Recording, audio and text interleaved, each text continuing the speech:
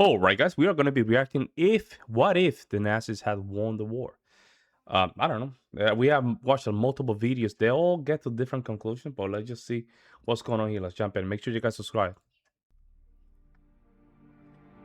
Obsessed with the idea of the superiority of the pure German race, which he called Aryan, Hitler believed that war was the only way to achieve Lebensraum, that is, the living space necessary for the German race to expand. This living space was planned by the Great German Reich and extended eastward to reach the Urals in Russia.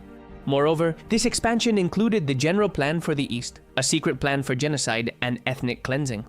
But the area actually occupied by Nazi Germany was a bit different because they did not occupy Sweden, yet they did occupy France and other regions across Europe. In other words, Germany went from occupying 469,000 square kilometers in 1925 under the Weimar Republic to occupying 824,000 square kilometers by 1940 as Nazi Germany. But if we also take into account the territories occupied both civilly and militarily during the war, the total area would rise to around 2,700,000 square kilometers, which would make it the 10th largest country in the world. Currently, Germany has even less territory than in 1925 and ranks 64th with 358,000 square kilometers. I never agree with this, man. This right here, 1925 to 2020. It's my Germany opinion, right? faced several problems and made mistakes that led to its defeat in the Second World War. Among them, we can highlight an insufficient war economy in the early years, starting a war on two fronts, weak supply lines on the Russian front, mistakes in key battles like Kursk or Stalingrad, and lastly, declaring war on the United States. Moreover, compared to its main rivals, Germany did not have large numbers. Although it was not far behind the Soviet Union in GDP, the British Empire and the United States had more than double. Moreover, their three rivals had much larger populations and vast territories from which to extract resources, and one of the key products for the war was scarce in Germany, while it was abundant in countries like the United States and the Soviet Union. But if these problems had not existed, what would have happened if the Nazis had won the war? This hypothetical victory of the Axis powers has already been explored extensively over the coming decades. At least 35 novels have been written, 5 films produced, 6 video games released, and 5 series made about this theme, the most famous being the Amazon series The Man in the High Castle, which was adapted from the novel of the same name. Now, however, let's take a look at the situation just before the German defeat began. The fact that Great Britain is an island meant that any Nazi invasion would have been extremely difficult without clear German air and naval superiority. And however, that's right there. That was the problem right there. If the Germans had won the Battle of Britain and successfully prevented the Dunkirk evacuation, it could have altered the final outcome, potentially making an invasion or even a negotiated peace possible. The invasion of the Soviet Union was the worst mistake that Hitler ever made. And while it's true that the initial phase of Operation Barbarossa went smoothly for the Nazis, the geography, the population, and the oil production were firmly against the Germans. Despite all this, they still managed to capture a vast swathe of territory. Some of the things Germany could have done better include bringing sufficient winter clothing and supplies, making more strategic use of the people they labeled racially inferior in the occupied territories, many of whom opposed the Soviet Union, such as the Ukrainians, and finally, making the capture of the Caucasus oil fields an absolute top priority. But even if these issues had been resolved, the chances of a Nazi victory were still quite low, though not impossible. It would all depend on how the cards were played. The last major obstacle for Germany would be the United States. Unless the Nazis had somehow managed to develop atomic weapons before the United States, there was virtually no realistic way Germany could have defeated it. The US possessed a larger economy than all the Axis powers combined at their peak, together with a far bigger population than Germany. Moreover, it had ample oil reserves to fully supply its army, navy, and air force. Declaring war on the United States was the ultimate shot in the foot for Hitler. Therefore, the most favorable scenario for Germany would have been a You know what's crazy? I've never seen it like this. Wow. Jesus Christ, bro. Look how big that was, man. Wow. prolonged stalemate resembling the Cold War, with World War II effectively brought to an end. In that setting, Hitler would have enjoyed the ideal conditions to implement his General Plan East and eliminate those he regarded as the Slavic peoples. These were the projected percentages to be eliminated from each nation. Altogether, they intended to murder approximately 110 million people. 15 million would be deported to Siberia, while the remaining 54 million were to be systematically Germanized and used as forced labor. If that was not possible, they would likewise be deported, Both he and Himmler estimated that within a period of 25 years, approximately 10 million Germans would colonize the new lands. Wow. But the ones who would suffer the worst fate were the Jews. Hitler's plan was to exterminate them completely, and in many countries, this process was already well underway. In countries like Poland, Greece, Lithuania, and Yugoslavia, more than 80% of the Jewish population had already been exterminated. In total, 60% of the Jews living in these nations were murdered.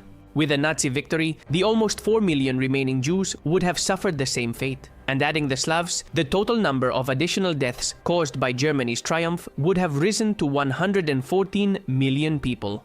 To compare, the estimated number of deaths in the Second World War is 80 million, which represented 3% of the world's population. 1/3 of those deaths were military, and 2/3 were civilians. And continuing with these comparisons, this has been the bloodiest war in all of history. Only 5 diseases have killed more people throughout all of recorded history. Damn. Therefore, the unanswered question would be who would emerge victorious in a Cold War between the United States and Nazi Germany. That's a tough one. If Germany succeeded, right? That would be a tough one. Because at that point, I don't even think Germany will just go back to that plan to just start eliminating people, because then you would need labor for that, right? And if you eliminate labor, you're not going to be able to get resources. So I don't even think Germany will just even follow through with that plan.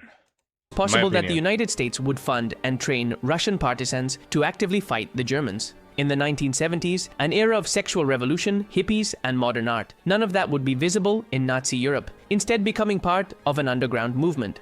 The missile crisis in Cuba could find its substitute in Iceland, which would enter the German sphere to install medium-range missiles that could reach the United States and Canada. Wow. To speculate much further into the future is pure fantasy, as the various possibilities are truly endless. But if I had to choose, I would bet on a United States victory in the Cold War and the fall of the Nazi regime, thus returning free markets and individual freedom to Europe.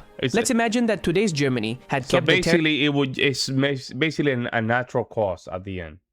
It's just a natural cause. Territories acquired during the war, considering its maximum expansion with the territories occupied both civilly and militarily during the war. We've already mentioned that, by area, it would go from 64th place to be the 10th largest country. The population increase would be less significant, as it would go from 83 million, currently ranked 17th globally, to become the world's 4th most populous nation, surpassed only by China, India, and the United States. The 5 most populous metropolitan areas would be Paris, Berlin, Stuttgart, Frankfurt, and Katowice, with 3 of these prominent cities located within Germany. As for GDP, China would begin to feel others catching up, with Germany projected to reach about $9 trillion, surpassing Japan along the way. However, the picture shifts when we look at GDP per capita, which would fall from $48,200 to $33,400 per year, a drop caused by the inclusion of countries like Ukraine or Belarus. Christianity would be the dominant religion, comprising 73% of the population, of which 14% would be Protestants, 40% Catholics, 15% Orthodox, and 4% of other faiths. There would also be 4% Muslims, 1% of other religions, and 21% would be atheists and agnostics.